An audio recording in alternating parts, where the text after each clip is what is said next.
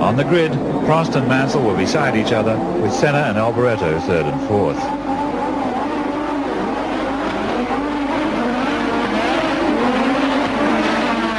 Prost led away, followed by Senna, Mansell, Piquet, Alboreto and Berger.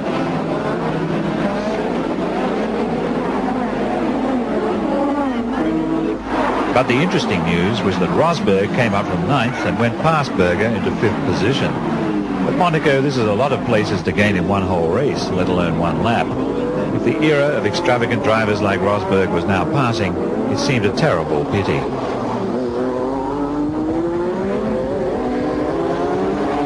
Jones's Lola and Streff's Tyrrell came into contact at the back.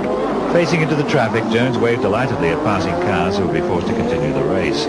Palmer's Zach speed almost wiped out a Marshall. Jones headed back to the hotel to crack a tinny and watch the race on television.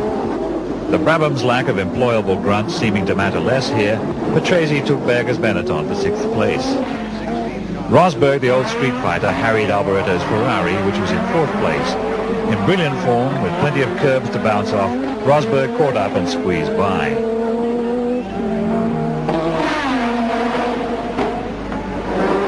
Curb is a Finnish word for guts. Mansell's tyres were off, and after stopping to change them, he was down from third to fifth. Rosberg, having inherited third place from Mansell, now had Senna in his sights. Rosberg tracked Senna around the hotels and eventually caught him, but then had to stop for tyres. So Prost was still in the lead. After his pit stop, Rosberg closed up on Alboreto all over again. He went past in almost the same spot as before, which looked like a replay. Prost now stopped for tyres.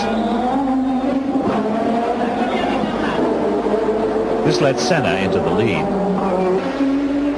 Alboreto's Ferrari gave up, giving all the Italians present a chance to catch an early train. Senna now had Prost in his mirrors and a worn set of tyres with which to do not enough about it. Senna did his formidable best, but Prost had all the grip.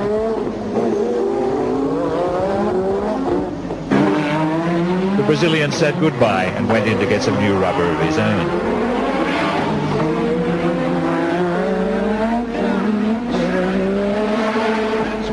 Prost now had the lead, which he would keep until the flag. Senna's Lotus sat up on the jacks while his chances drained away.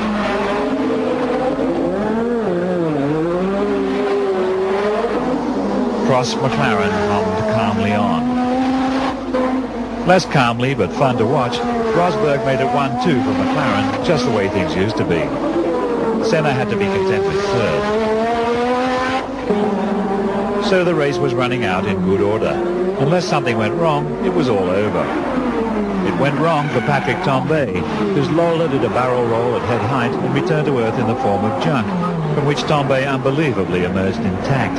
He was lucky not to go over the barrier and down to one of the seafront bars, where he would have been offered a drink, but might have had trouble holding it steady. Here was a reminder that even Monaco is a Grand Prix race, and that the Grand Prize can carry a big price.